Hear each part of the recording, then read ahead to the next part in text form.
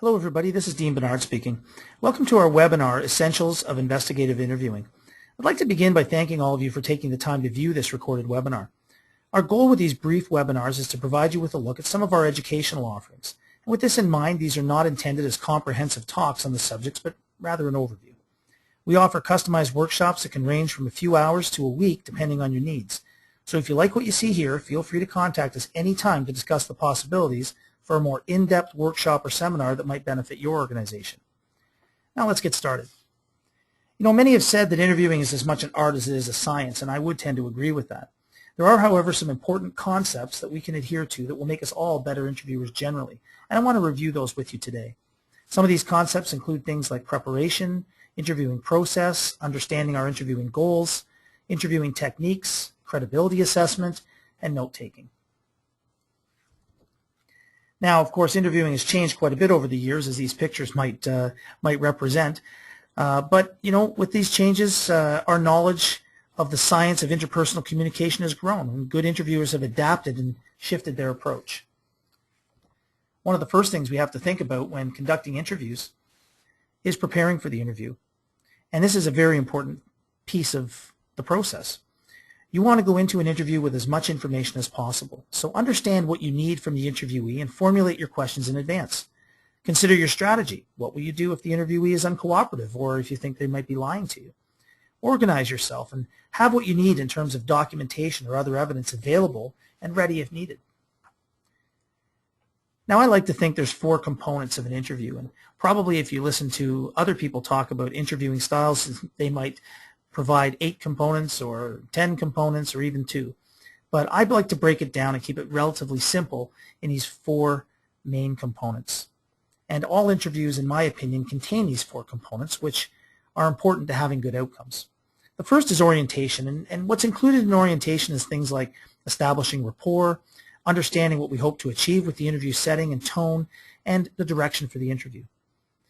Narration and questioning is the point in time where we try to give the interviewee an opportunity to provide the information they have in an uninterrupted fashion.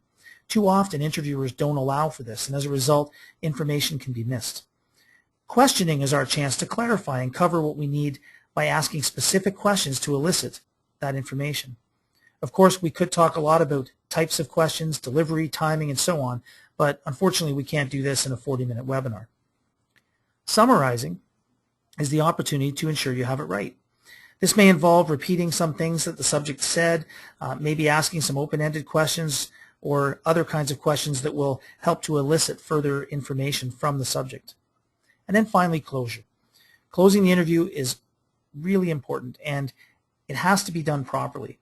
We want to leave the witness with a sense that they want to continue to cooperate with us in the future and feeling good about the experience, and making sure that we've ensured that we've reached our goals, but also making sure that the person we've interviewed feels good about what's taken place. Now, getting back to the issue of preparation. Preparation is key, and you have to think about a number of different things. I've listed a few of them on this slide. Location is, of course, very important. You want to make sure you pick your location carefully, and we'll talk more about that in a little bit. The goals of the interview, what are you trying to do? What is the goal of the interview? Are you interviewing a complainant and trying to get an understanding of what their issues are, or are you interviewing a respondent or a witness where the goal might be slightly different? You want to review relevant documents in advance. Make sure you have them ready if you need them. You have to be prepared for an interview in order to get it right. Know the questions that need to be answered so you can figure out the questions you need to ask. And make sure that you're aware of any culture, gender, racial issues that might be present so that you can be prepared to deal with those if they come up. Now, when we're talking about location considerations, it's true that most complainants prefer a neutral location, and I would argue that pretty much any interview should take place in as neutral a location as possible, particularly when you're conducting interviews related to workplace investigations or regulatory investigations. In these cases, the individuals that you're talking to are going to be very apprehensive about being interviewed, and we're trying to garner their cooperation. So if we conduct the interviews in a neutral location where a person feels comfortable, that helps us a great deal. We want to make sure that the location's private, comfortable, clean. Maybe you audio or videotape your interviews, in which case you have to make sure you have the proper equipment. Turn off cell phones. Make sure there's a note on the door for people not to knock on the door. We want to eliminate distractions and interruptions as much as possible. Try to avoid interviewing anybody in a place where you can't control the environment. And I absolutely refuse to interview people in their homes unless there's really no choice. I mean, there could be times where somebody is a shut-in, perhaps they're a disabled individual who it's very challenging and difficult for them to get out of their home, and in which case obviously we would make exceptions. But from a safety point of view, going into people's homes is not necessarily a good choice. And if you do have no choice and have to go into someone's home, then obviously you need to be taking appropriate safety precautions to ensure that someone knows where you are. If you can bring someone with you, that's always helpful. But safety first in my view. Avoid restaurants or coffee shops. And I know this sounds like a no-brainer, but you'd be surprised how many people want to be interviewed in a restaurant or a coffee shop. Again, those people are looking for that neutral location. I like to avoid those areas. I'm concerned about privacy breaches and confidentiality. That being said, if you have no choice, then try to pick a spot in one of these locations that's away from other people and speak in hushed tones. It really isn't ideal, and it should be avoided as much as possible. In some cases, you're going to conduct interviews over the telephone, and in many circumstances, that's perfectly fine, but it is important as well to make sure, first, the person you're speaking to is in fact the person that you want to interview. I've had people try to pull that one on me before, where the person I'm talking to is not actually the interviewee. So I have to take steps to make sure that that is the correct person that you're talking to. Also, you might want to ensure with people that if you're on a speakerphone, that they're in a private area where other people are not going to overhear the conversation. Interviewing goals. With interviewing goals, we want to ensure that the witness understands the process. And this is very important because, again, we want to get their willingness to cooperate. And one of the ways we do that is to give them the opportunity to ask questions. And we want to establish rapport with them. People are much easier to deal with when you've got a good rapport, and you'll likely get more information from them. We need to assess their nonverbal communication and obtain a complete and truthful statement. And really, these should be the goals for almost any interview. Obviously, there'll be others depending upon the nature of the interview and the case you're dealing with, but those are some general goals that you want to keep in mind. In terms of interviewing process, things that you have to do to try and make the person comfortable. Ensure the comfort of the witness. If they need a cigarette or need to use the washroom, or offer them a drink, whatever you have to do, and by drink I mean water, but whatever you have to do to make that person comfortable. Let them know that there might be some difficult questions, and all you're asking for them to do is the best they can. If you're using audio or videotape, you're going to want to explain why. People will be very uncomfortable with audio taping or videotaping, especially videotaping an interview. And so you need to ensure they understand that it's private, that you're doing it for accuracy, that it's not a video or audio tape that's going to be shared with on YouTube or something along those lines. So it's good to make sure that you've explained this to people. Even when you're documenting and taking notes, you want to explain to people why you're writing things down. It's good to make sure that the interviewee understands why you're doing what you do, and get them focused on the information that you want to get. You're going to reassure them that they might not remember everything, and if they don't, that's okay. You just want them to do the best they can. And let them know that they can ask questions or take breaks if they have to. Now, getting back to those 4 components of an interview, the first component is orientation, and this is the place where you will build your rapport with the subject. Now, I'm not suggesting that every interview has to begin with a half-hour discussion to build rapport. This is a rather quick process, but you need to take some time to build that relationship with that individual. It might be something as simple as talking about the weather. It might be something as simple as talking about a sports team. It could be anything. There's lots of ways to build rapport, but you want to try and do that as best you can. And we'll talk more about rapport building in a moment. I always say, remember the old maxim about first impressions. People are going to be looking at you very carefully. They're going to be nervous in most cases, and they're going to have an impression of you. And if that impression is one of intimidation or fear, then you're starting with an uphill battle. Be aware of your personal appearance. And I'm not talking about general good grooming here, but for example, I often will conduct interviews on construction sites because of the nature of some of the work I do. I'm not going to show up at a construction site in a 3-piece suit. that just isn't going to fit. I want to try to blend in a little bit. I've gone to construction sites and conducted interviews wearing work boots, jeans, and a t-shirt. And, personal appearance is about dressing for your audience to a certain extent.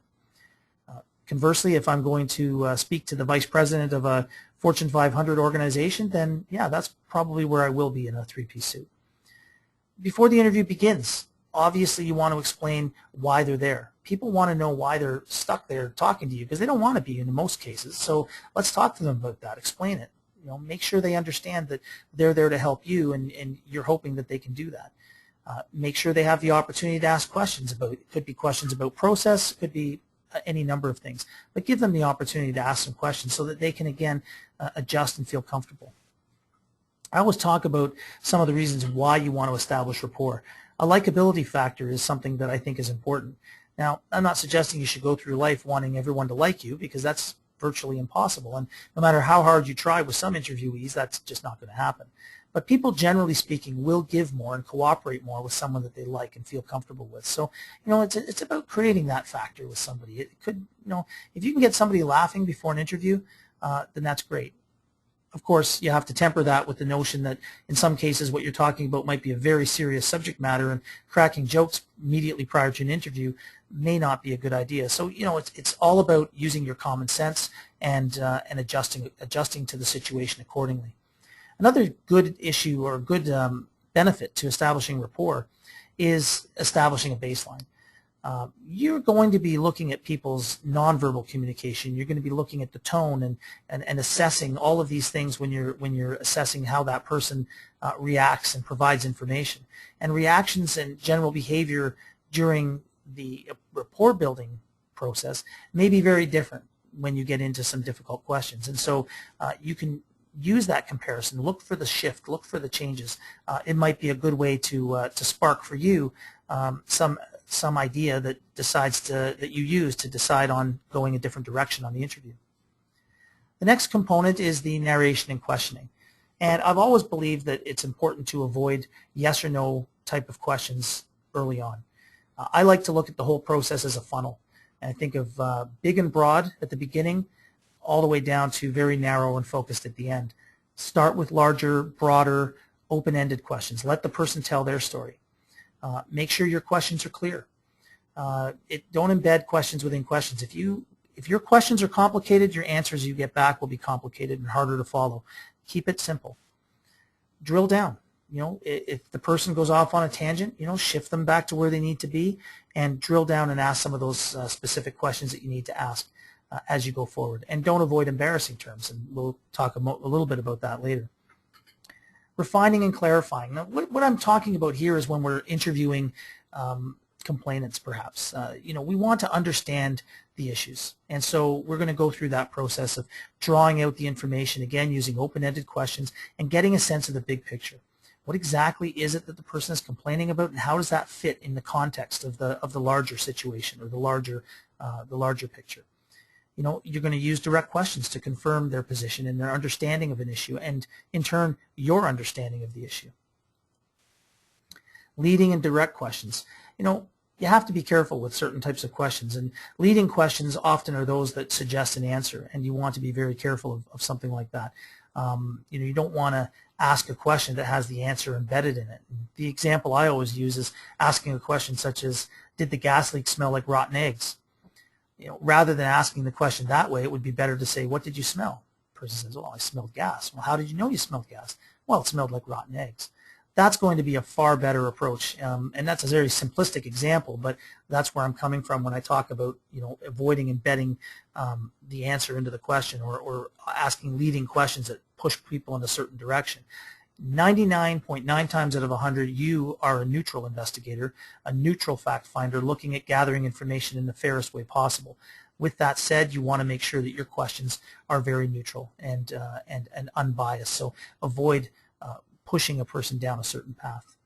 Once the interviewee has told their story, then you can ask more direct questions to fill in the gaps.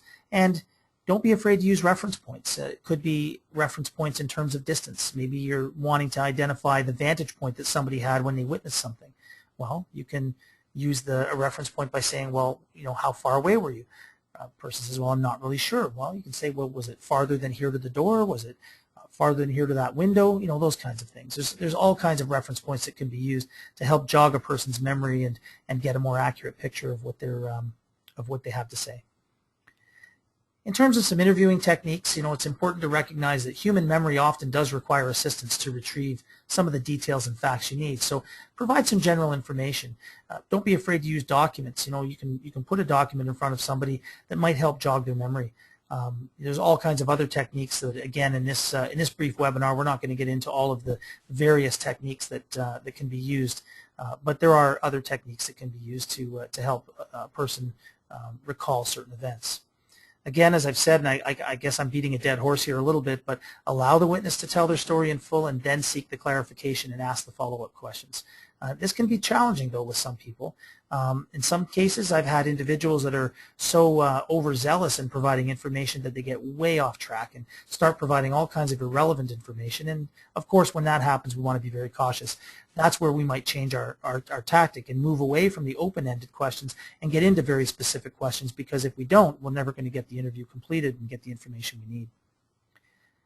Another thing I always tell people, we're going to talk more about note-taking later, but when you are taking notes in an interview, be careful not to take them too early.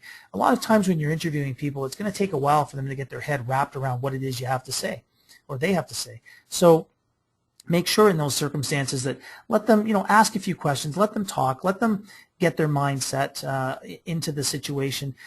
Too often I've seen situations where you know, you start taking notes right away, and then, you know, you get a couple paragraphs into your note taking, and then the person suddenly says, oh gosh, you know, actually now that I think about it, it wasn't like that at all. Hang on a minute, you know, and then they start moving down a different path. Well, now you've got all these notes that speak to inaccurate information, and that just is not good. It just opens the door for somebody to suggest that the person's not consistent in their information, and really it's just giving the person a fair chance to get themselves into a position where they can really properly recall the information. Sometimes people want to have support people present. I always make sure I explain the ground rules carefully. It may be a lawyer, it may be a union representative, and most of the time I've never had a problem, but there are times where, you know, perhaps the individual that's representing the person gets a little overzealous themselves, starts trying to answer questions for the person being interviewed, and so I always make sure at the outset of an investigation interview I explain the ground rules to the person. You know, I'm here to interview, you know, Mr. So-and-so or Ms. So-and-so. I'm not looking for the representative to answer questions. I'd appreciate it if, you know, you could refrain from that. You know, you might want to suggest that if they need to take a break and they need to consult, that you're certainly willing to do that, that kind of thing. Sometimes people just want a support person there. Maybe you're talking about a very delicate subject or a subject that could be traumatizing to somebody, and they really want to have a support person there. Sometimes in certain circumstances I will ask that support person to sit in the room and be there, be present for the individual, but perhaps sit behind them. This eliminates the ability for that person to potentially feed them answers. You know, and even a facial expression or a little shake of the head can be interfering in an interview. So it might not be a bad idea to have them sit behind them. I don't do this very often, but it's something to consider. In terms of interviewing questions, obviously you need to know what you're looking for in advance of the interview. Make sure you've got your ducks in a row. You know, what are the facts and issue? What are the things you need to know? What are the questions you need to ask? What is it that you're trying to figure out? Considering that, analyzing that, writing down some important questions in advance is also not a bad idea to ensure that you're going to get out of that interview what you came to get. You know, sometimes you're going to write down questions or the need for clarifying comments when they come to mind. What I like to do is keep a separate notepad. I'm taking the statement down on one piece of paper, but if certain questions in my mind come up where I want to circle back to something later, I'm going to make a note on another piece of paper. I'm very careful about not making notes in the margins of a statement, you know, making sure that, that the statement is just that, their statement, and not my commentary. If you run into language obstacles where you need an interpreter, if English is not the person's first language, make sure you use a qualified interpreter. It's not a good idea to rely on family or friends. Oftentimes those people will editorialize when they provide the translation. They may not translate it appropriately or very accurately. You want to use a certified, qualified interpreter Every word has to be translated properly so that the transcript of the interview is going to be accurate in terms of what they say. In terms of interviewing questions, I've got an example here about a person who's alleged to have struck another person in the head. And you have to consider what questions you're going to ask. If we were a live audience, I would be asking people to put their hands up and or shout out what the types of questions are that they would ask. I can remember a case one time where I was a manager of some investigators, and one investigator was investigating something very similar to this, and in the end, the person who was accused came up with a somewhat elaborate story that was really rather convincing. And one of the reasons why it was convincing is because the interviewer didn't ask certain questions, and it left the door open for an alternative explanation. So when you're interviewing somebody, consider all the questions. So in a case like this, here's just a few. What was the vantage point of the witness? Were there any obstructions or angles, or was there a distance problem? You might even want to talk about, how dark or light it was. Where in the head was the person struck? Was it the back of the head, the front of the head? Was it in the face, the chin? How many times were they struck? Was it once or twice or multiple times? What was it they were hit with? Just struck in the head with what? A fist, an open hand, anything? It's good to know. Did the person who struck the other person draw back before hitting? In the case I was talking about, this is actually the exact issue. In this particular case, the person said that they were really only extending their arm up to protect themselves because the other person struck out at them. But later, when the eyewitness was re-interviewed, they were asked that specific question. Did the person bring their hand back before they, because it was a punch to the head, did the person bring their hand back beforehand? Because if somebody draws back before they throw a punch, it may not be very good technique in fighting, but it definitely sends a message. And it sends a message that that hit was intentional and that was not an accidental hit. And that can be an important piece of information. Also, what was said by either party before, during, or after? Were they yelling at the person, threatening the person? What was it? And what was the context of the interaction? What exactly were we dealing with? What did you do as the event unfolded? Did you try to intervene? Did you run away? Did you call for help? These are all questions that are very important to ask. Now, sometimes you have to ask some difficult questions in an interview, and you have to be very cautious here. If you have to ask that difficult question, then your goal here is to ensure that there isn't any doubt about what occurred. I always think of a sexual abuse or sexual assault allegation. People talk about sleeping together. Well, really, what does that mean? Sexual relations, what does that mean? We all remember Bill Clinton and his definition of sexual relations. There's lots of different definitions of different things out there, and sometimes we just have to be very blunt and to the point and ask the specific question. Now, not all witnesses are going to be helpful. In fact, some of them may not be forthcoming with information, and they're going to try certain things to get away with perhaps getting the interview over quickly or trying to avoid answering certain questions. So I've got a few examples here, and one of them is answering questions with questions. And what you want to do in this case is just repeat the question as you originally asked it. Don't let them shift it into an interview of you. Make sure that you stick to your game plan, stick to your blueprint. When people use phrases like, "that's basically it," or "I guess that's all I can remember," I like to consider this an admission that they do have more to tell. Doesn't mean that they're lying. It doesn't mean that they're trying to hide something. It may be that they do think that's basically it, but I keep probing because too often there is additional information that comes out. When people answer questions with sort of hypothetically structured phrases, they'll say something, "Well, we would normally do it this way." I consider this to be a signal of possible avoidance. They don't want to provide a direct answer. So remind them what you want to know. And you can do this in a way that's helpful. You can say, "Thank you very much. That's really helpful that you've provided me an understanding of how things are normally done. Now, what about on this particular occasion? How were things done this time? Were they the same? Were they different? How were things done differently?" That's a good way to approach something like that. Sometimes people will be indignant about a question that you've asked. I always say something like, the example I like to use is, "I wouldn't dignify that question with an answer." You have to stay calm, repeat the question, maybe give an explanation why it has to be asked. And I always think about, for those of you who watch TV and see Law and Order, I always think of old Lenny Briscoe. He was a detective, and he would ask, somebody, where were you on January 5th? And the person will say, what, I'm a suspect? And the person's all indignant. I can't believe you're asking me that. Well, you think I did this? And his response would be in a very calm way, well, we have to rule everybody out. So there's lots of ways that you can ask the tough questions. People get upset. There's ways to calm them down. Your whole goal should be to de-escalate, calm the person, and help them to understand why you have to ask those questions. Sometimes people will say things like, well, that's hard to say, or that's a difficult one to answer. In cases like that, there could be some credibility issues. So make note of this, keep probing, and consider asking them why the question is so hard to answer. Put the onus on them to explain this to you. I'm going to shift gears now to note-taking. And I know you're probably looking at this slide and thinking, keep all rough notes. Well, of course I would. Well, you'd be surprised how many people I've spoken to that following an interview, they would create an interview summary from their notes and then dispose of their notes. You should never, ever do this.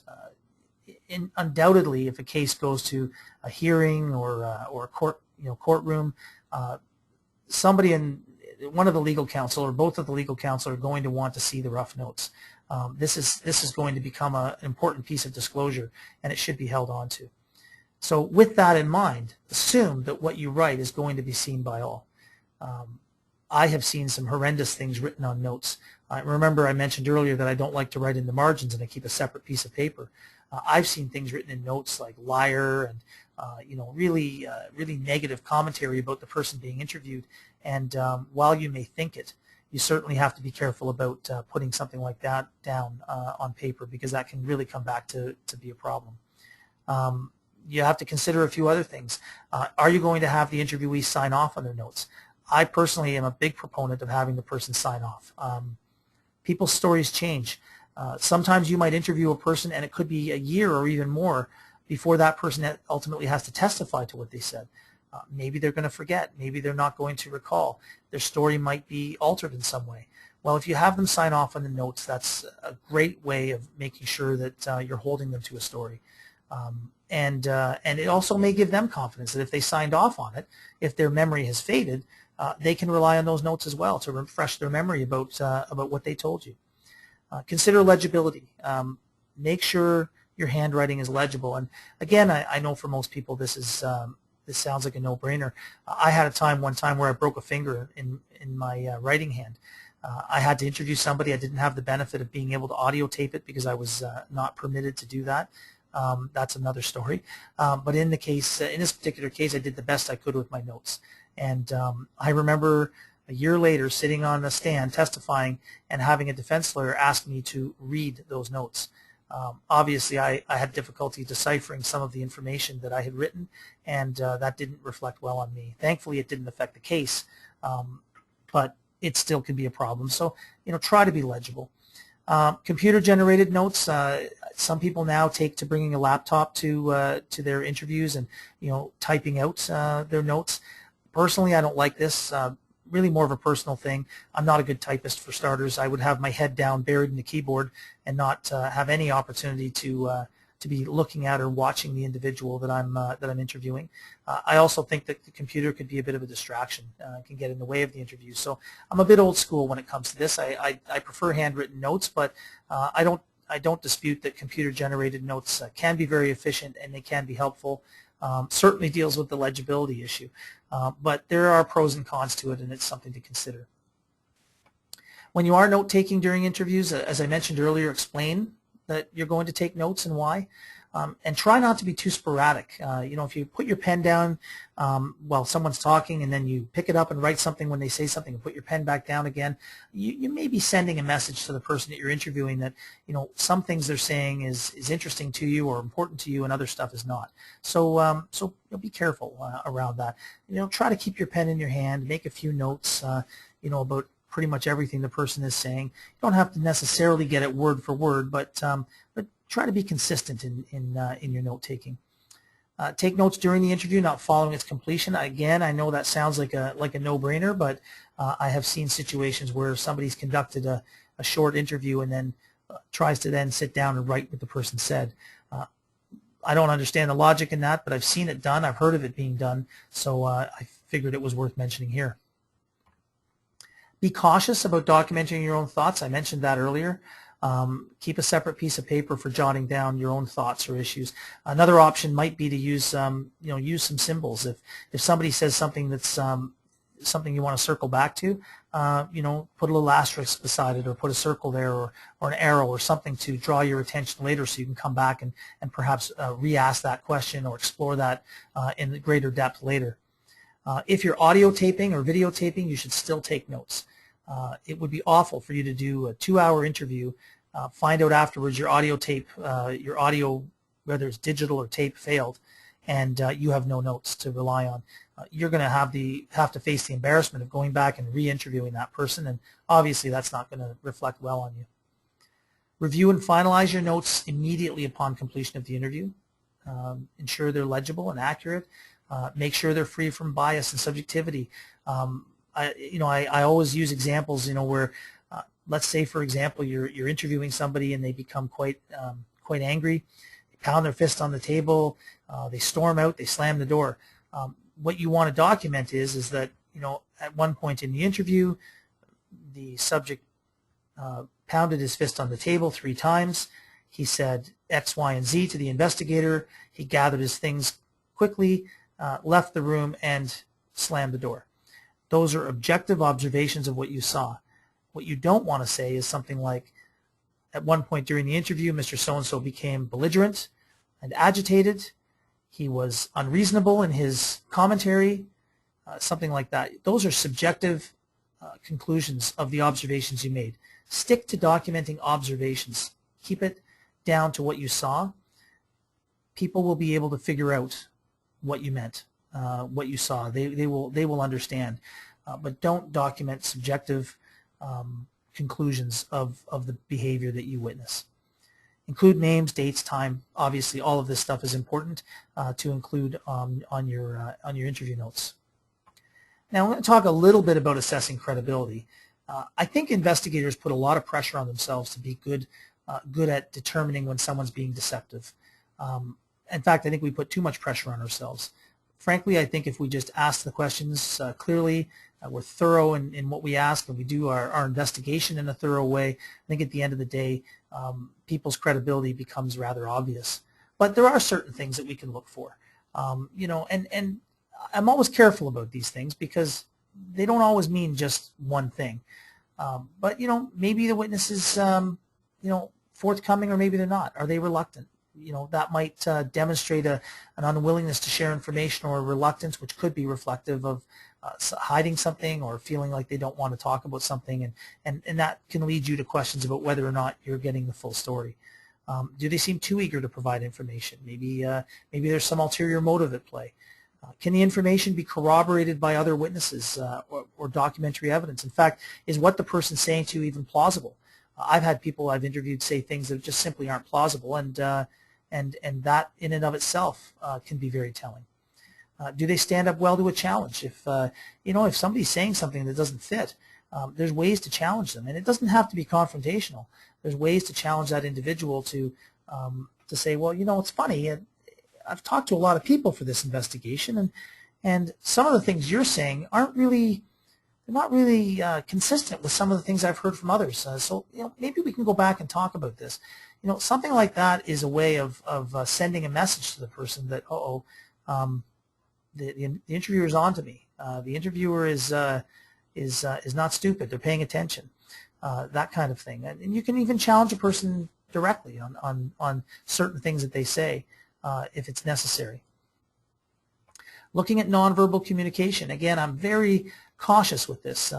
Somebody's turning away or leaning away, crossing their arms. These are all, you'll read all kinds of literature on how these are very telling verbal or nonverbal cues. When people negate, they call it negation. When a person says something and covers their mouth, for example, says yes to something but they're shaking their head no. People who are hand-wringing, sitting on their hands, fidgety, can't sit still. These can all be signs of discomfort, all be signs of deception, but you have to be careful. And I always tell the story about a time I was giving a talk, and I was speaking to a group of individuals, and there was this one lady sitting at the back of the room, and she had her arms crossed and a sour look on her face, and her shoulders were up by her ears, and she was just looking really quite agitated and angry. And this was going on throughout about a 20-30 minute talk. And at the end, I opened up for questions, and she was the first person to shoot her hand in the air, again with this nasty look on her face. And you know, I was expecting to get some kind of critical comment or something, and the woman looked at me in the nicest voice ever, said, "Sorry, but could I close this window over here? I'm freezing." And her crossed arms and sour look on her face had absolutely nothing to do with what I was saying. So this is a story I tell to just highlight the need to be cautious when looking at nonverbal communication. It can mean a number of things. And so while these are things that might help you, guide you during your investigation, maybe they help you to determine whether you should pursue another line of questioning or probe further on something, you have to be careful. And besides, you know, because a person has their arms crossed and won't look at you or won't maintain eye contact, none of these things have been shown necessarily to be great predictors of a person telling the truth or not. In fact, a lot of it's in your gut. You just feel it. And you can't put that in a report. You know, you're not going to be able to say in a report that, you know, I don't believe this person is credible because they shook their head no when they said yes. I mean, that would be ridiculous. So these are tools that you can use, but you have to be careful about using them. Some of the other techniques that are out there, and I just mentioned them for interest's sake here, asking the person to repeat portions of their story in reverse chronology. It's a pretty well established fact that people cannot lie in reverse. So you might say to somebody, you know, there was a point in the, you mentioned that this happened, and I was thinking, I can't recall, I don't know if I've got it written down here, but what occurred just prior to that? There was something that you mentioned occurred prior to that. How that person is able to recall that information can be very telling. And a long pause is often present when somebody has fabricated the story that they're telling you. The same thing applies to statement analysis. This is something that the police have used quite a bit.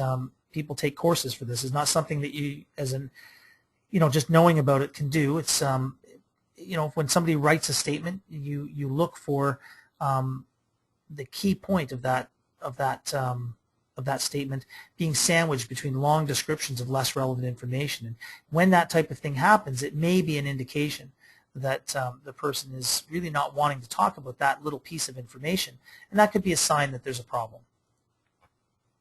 In terms of closing the interview, obviously, you want to close with thanking the person for their efforts. Praise them. You know, make sure that this person is ready to come back and talk to you again if necessary. Provide your contact information. Maybe give them a sense of what the next steps would be or a possible timeline on the investigation. The whole point here is that you want to leave this person feeling good about the process and leave the door open for further interviewing. Also give them a chance to ask questions. And the last point I have on this slide is something I do with every single interview. I always ask my witnesses or interviewees, is there something, you know, I'll usually use a phrase, something along the lines of, is there anything you can think of that might help the investigation that perhaps I haven't thought to ask you? You'll be amazed how often you'll ask this question and the person will suddenly provide you with a whole raft of information that you didn't even realize you were going to get. It's a great question to ask toward the end of the interview.